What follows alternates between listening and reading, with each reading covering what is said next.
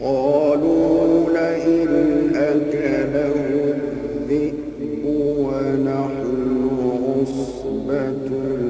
إنا إذا لخاسرون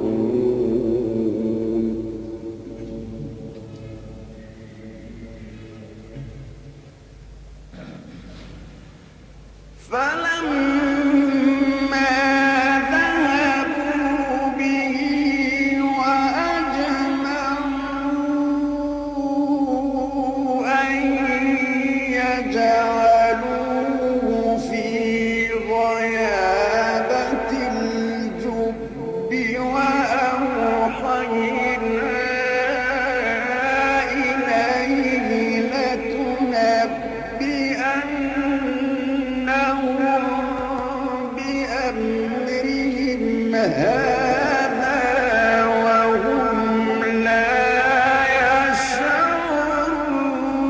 يشعرون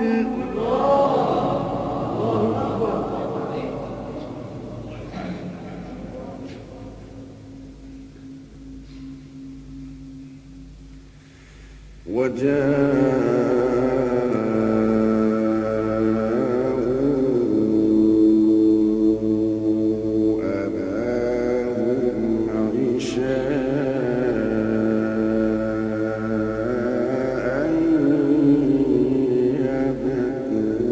يبكون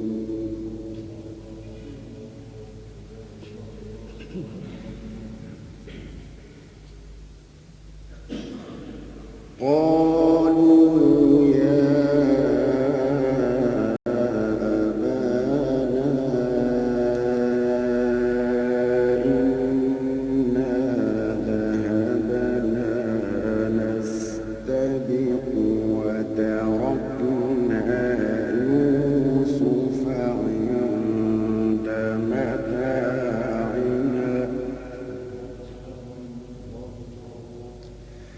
وتركنا يوسف عند متاعنا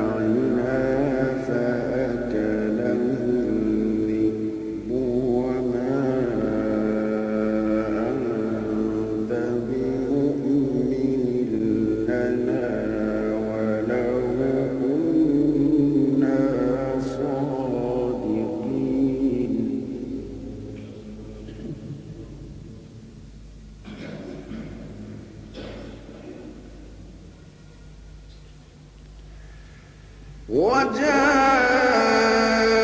وجاءوا على قميصه بدم كذب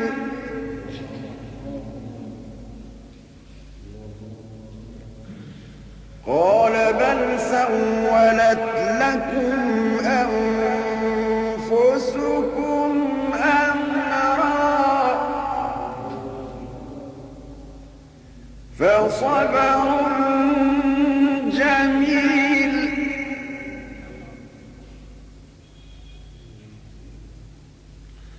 والله المستعان